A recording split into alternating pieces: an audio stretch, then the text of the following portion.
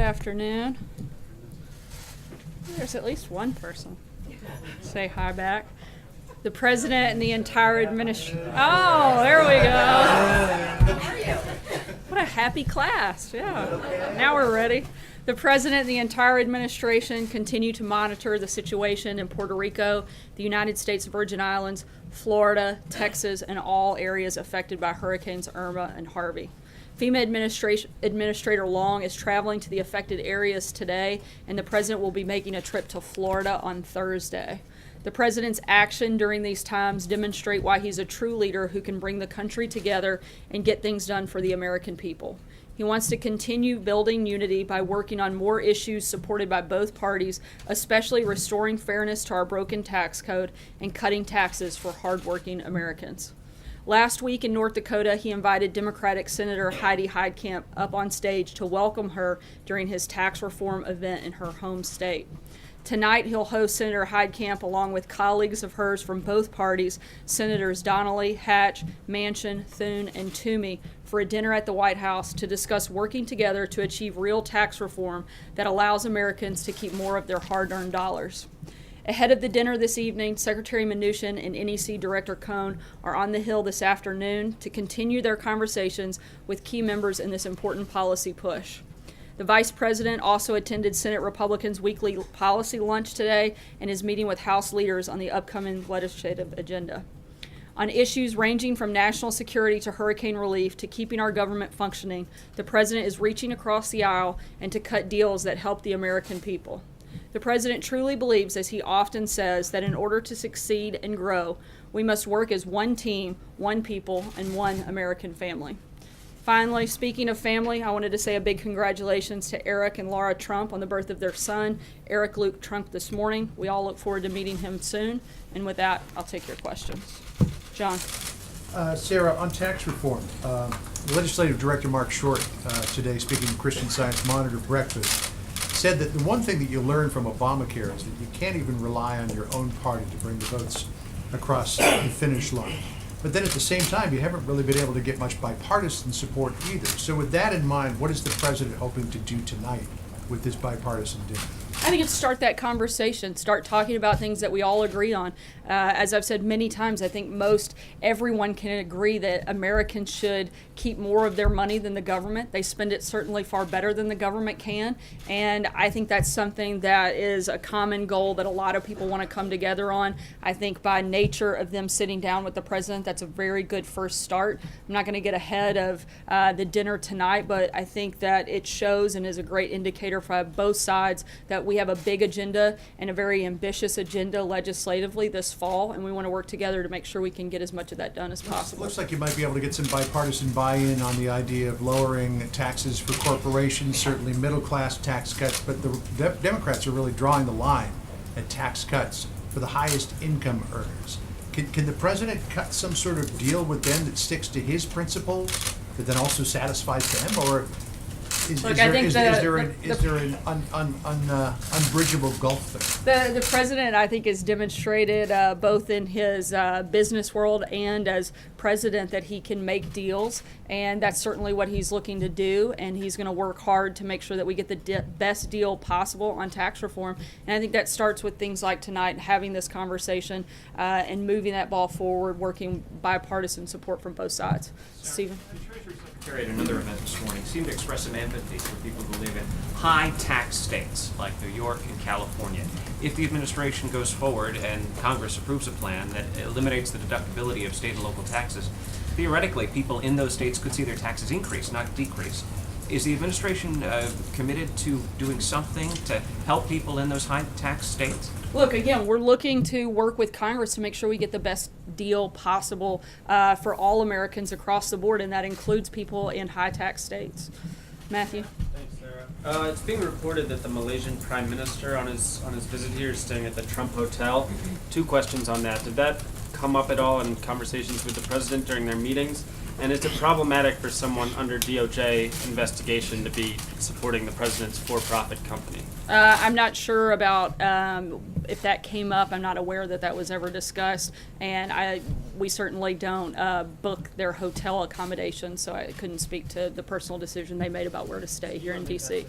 Any sort of attempt to curry favor with the president? No, I don't. Sealed. Hey, Sarah. Steve Bannon today apparently told a room full of people that he was speaking to that he talked to the president every 2 or 3 days. Yesterday you said you thought they had only spoken once. So do they speak more regularly than maybe you were led to believe, or can you give us any insight to how often they're talking? I don't think they speak, certainly not that frequently. I'm aware of like 2 conversations that they've had, and nothing beyond that. So it's not 2 to 3 days, it's every 2 to 3 days. Not that I'm aware of. Again, And I'm then- only aware of 2 conversations that have taken place. I just want to get you quickly on one other topic. Why hasn't President Trump called the president of Mexico in the wake of that earthquake there to offer condolences? Why They was it actually the have a secretary? call scheduled today. It's taking place, I believe, within this hour, and we'll have a readout for you on that this afternoon. Maggie? Sarah, apologies if you answered this yesterday, but is the president aware? It's okay. Everybody here likes to ask the same question many times. Is the president aware that Steve Bannon described firing James Comey as the biggest mistake in modern political history? Whether he is or not, I think that everybody knows exactly where the president stands on that issue. The president is proud of the decision that he made. The president was 100% right in firing James Comey. He knew at the time that it could be bad for him politically, but he also knew and felt he had an obligation to do what was right and do what was right for the American people and certainly the men and women at the FBI. I think there's no secret. Comey, by his own self-admission, leaked privileged government information. Weeks before President Trump fired him, Comey testified that an FBI agent engaged in the same practice, they'd face serious repercussions. I think he set his own stage for himself on that front. His actions were improper and likely could have been illegal. Comey leaked memos to the New York Times, your own outlet. He politicized an investigation by signaling he would exonerate Hillary Clinton before he ever interviewed her or other key witnesses. He's very happy with the decision he made, and I think he's been fully vindicated by a lot of those new things and knowing that it was the right one. David? Florida is the president going, and what's he going to be doing down there? Those details are still being finalized. We hope to have some of that ironed out later today, and we'll certainly keep you guys posted on that travel. Jonathan? Sarah, 2 questions. First, as a follow-up to the Malaysian Prime Minister's visit. Did the ongoing DOJ probe, the corruption trial, did that come up in conversation with the president today? And then secondly, a different matter, next week, of course, the president is going to New York for the United Nations General Assembly. Past presidents usually have a theme or a key idea they want to get across in their speech or some of their individual leader meetings. What will President Trump speak? I'm not aware of the specific conversation coming up in today's meetings. In terms of the UN General Assembly, I don't want to get ahead too far. We will plan to outline some of those plans and more details about that trip at the end of this week, as we have done in past practice on those types of meetings, and we'll certainly do that by the end of this week. Callie? Okay, so I have 2. Let me just follow up too. You said that the actions of James Comey could have been illegal. You the other day referred to potential false testimony. The DOJ is not commenting, but I would put to you, would the president encourage the DOJ to prosecute Comey? That's not the president's role. That's the job of the Department of Justice, and something they should certainly look at. Is that something you'd like to see? I'm not sure about that specifically, but I think if there's ever a moment where we feel someone's broken the law, particularly if they're the head of the FBI, I think that's something that certainly should be looked at. And on North Korea, I'm sorry, my second question on North Korea. Is this administration determined whether North Korea did test a hydrogen bomb? We haven't released those details yet. Has the assessment been made though? I'm not sure, Hallie. Thank you, Sarah. Yesterday when you were talking about James Comey, you mentioned that he gave false testimony. Didn't hear you say that again today. Do you still stand by that? I did say that actually You did today. say. Yeah, Okay. and he did. Sorry, separately, on when it comes to Steve Bannon, the Wall Street Journal reported that they spoke the other night. That's what Steve Bannon told the gathering in Hong Kong. Do you know if they discussed the 60 Minutes interview, and has the president said that it's something he would like to discuss with Steve Bannon? He hasn't said whether he'd like to discuss that, at least not to me on that front. John Gizzi. Thank you, Sarah. 2 questions, if I may.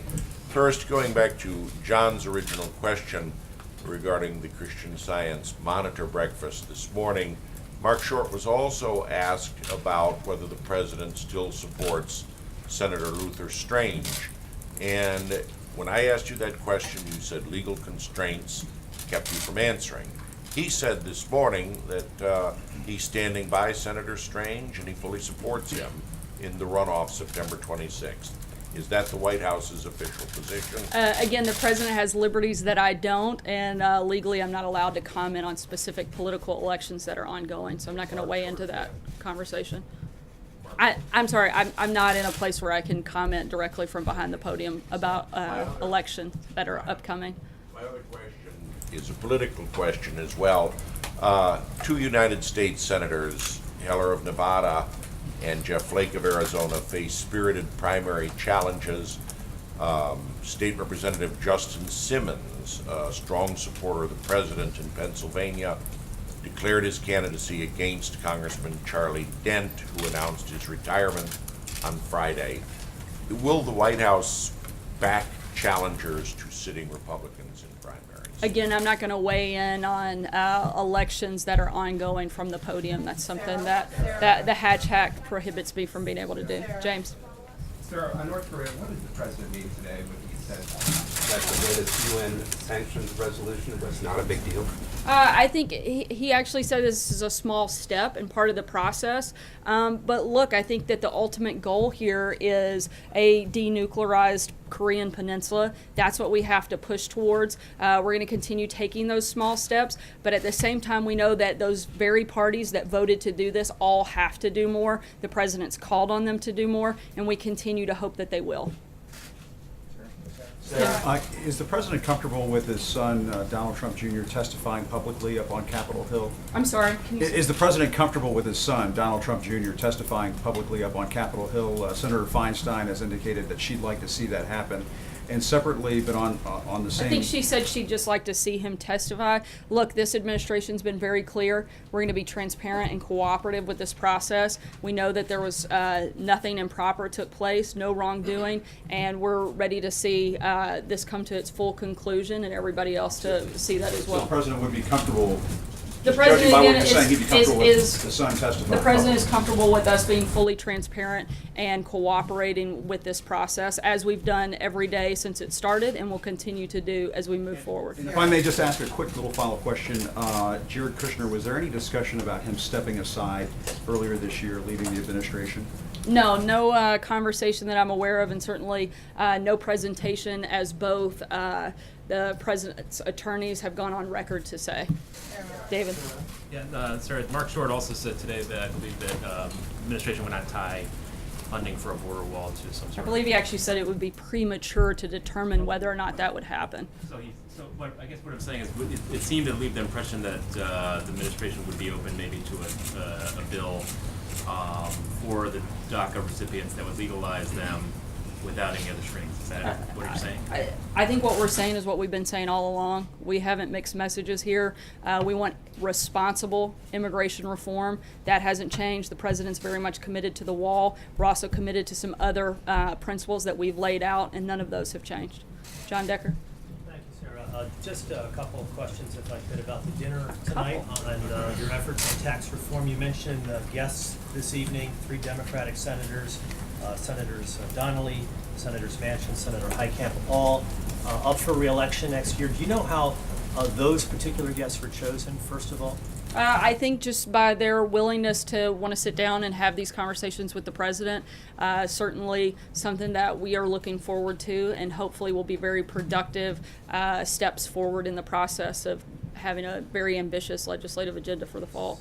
Senator John Tester of Montana indicated today that he was not invited, but is open to talking about tax reform. Does that mean that he perhaps could be a future guest of the president's for dinner? Will the president reach out to Senator Tester in that regard? The administration's been clear. We want to sit down with anybody who's willing to be serious about real tax reform for this country, about providing real relief for middle-class America, and actually looking to make bold changes. Those are the conversations we want to have, and I would imagine if Senator Tester wants to be involved in those and is serious about it, we'd certainly be willing to have that conversation with him. Alex. Last year on the campaign trail, the president said he wouldn't support amnesty. But last week he asked Congress to legalize DACA. So why the change of heart?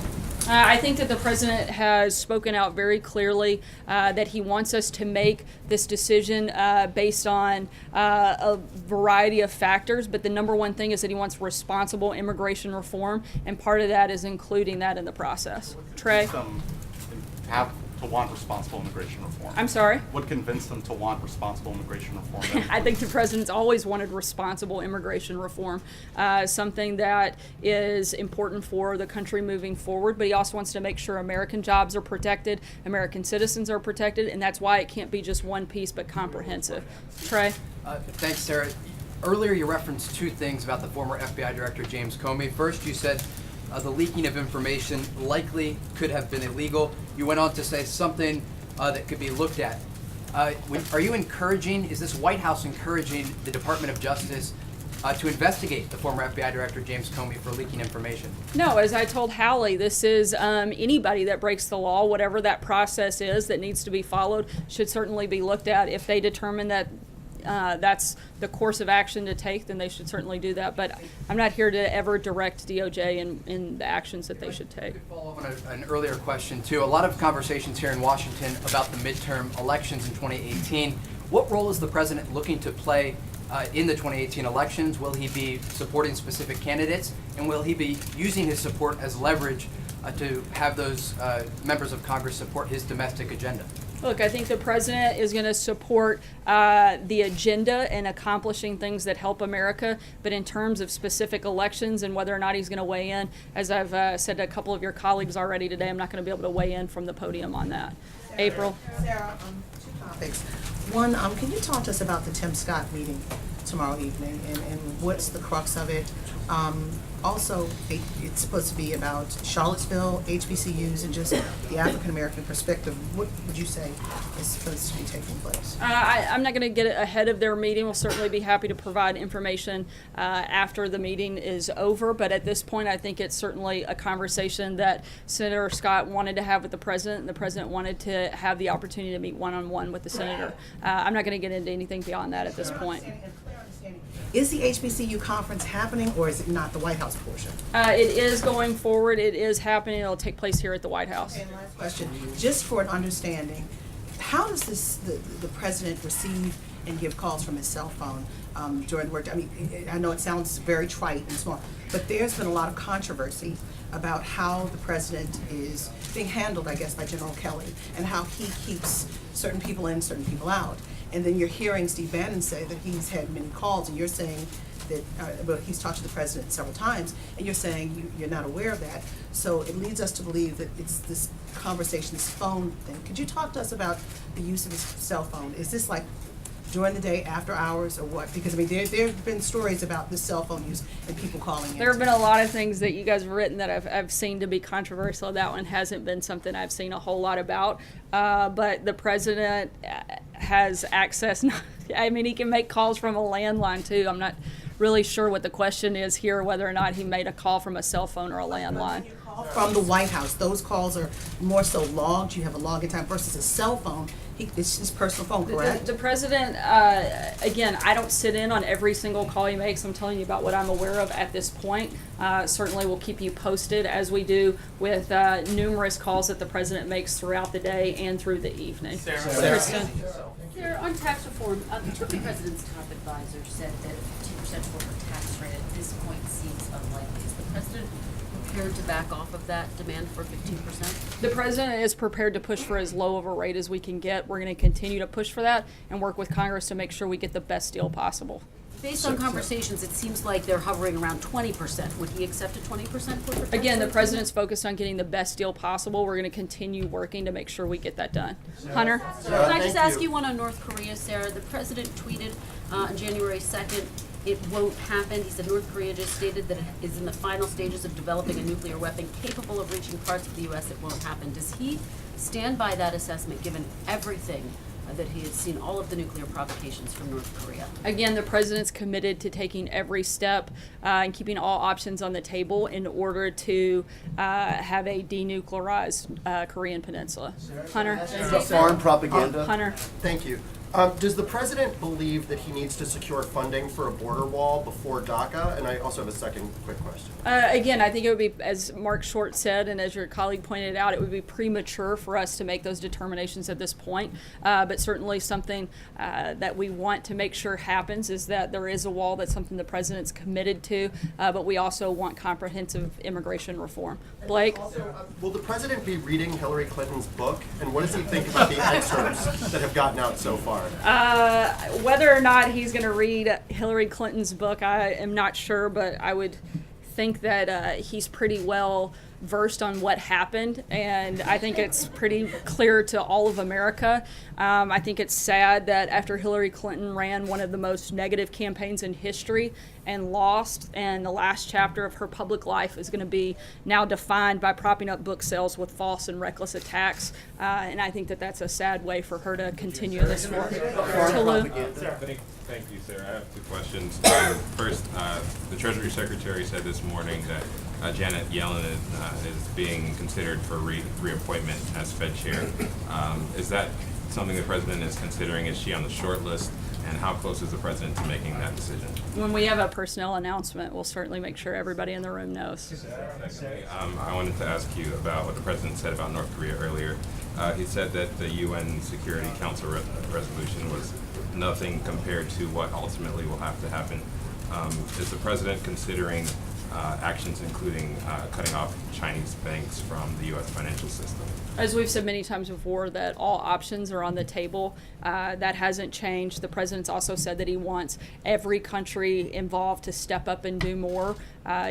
This was a small step in that process, and we're hoping that they'll all take a greater role and a more active role in putting pressure on North Korea. A moment ago, you've used the language responsible immigration reform. A moment ago, you said comprehensive immigration reform.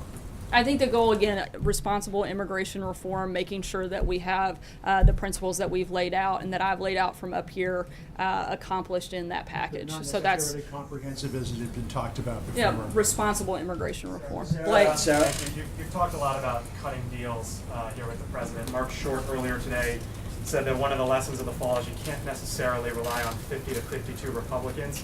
And then he went on to say, we don't feel like we can assume that we can get tax reform done strictly on a partisan basis. So is it the belief of the White House that you are going to need Democrats in the Senate to get this across the finish line? I think it's the belief of the White House that we want to have bipartisan support. As I said several times earlier today, the goal is to have everybody come together and help provide tax relief for Americans across the board. We hope Democrats want to be part of that process. They certainly should. I think you need them, though. I mean, what Mark Short said is, what we learned from healthcare reform is, even though people have been talking since 2010 about doing one thing, that's not necessarily what they might do in 2017. So I think it's less about what we need and what the country deserves. The American people work hard every day. They should get to keep more of their money. That's what this president is focused on, and that's what we're focused on doing, is helping. We'll work with Democrats and Republicans to make sure we get that accomplished. Do you know of any Democrats that are close to supporting what the president and the Big Six,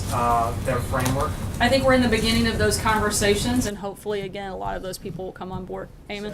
Thanks, Sarah. Let's drill down on that a little bit, on the idea of Democrats coming across the aisle to support the president's tax reform. The question is whether there's enough of a shared vision between Democrats and Republicans for what tax reform ought to look like. So can you give us one or two examples of things, elements of this deal that the president could put into the deal that would attract those Democratic votes, but that would not alienate any Republicans? I mean, These are just the beginning conversations. These conversations are just starting with the Democrats coming to the table, and as those take place, we'll certainly provide more information on that front, but this is just the very beginning, the first step in this process. Thanks so much, guys. We'll be around the rest of the day to answer other questions if you have them. Thanks so much.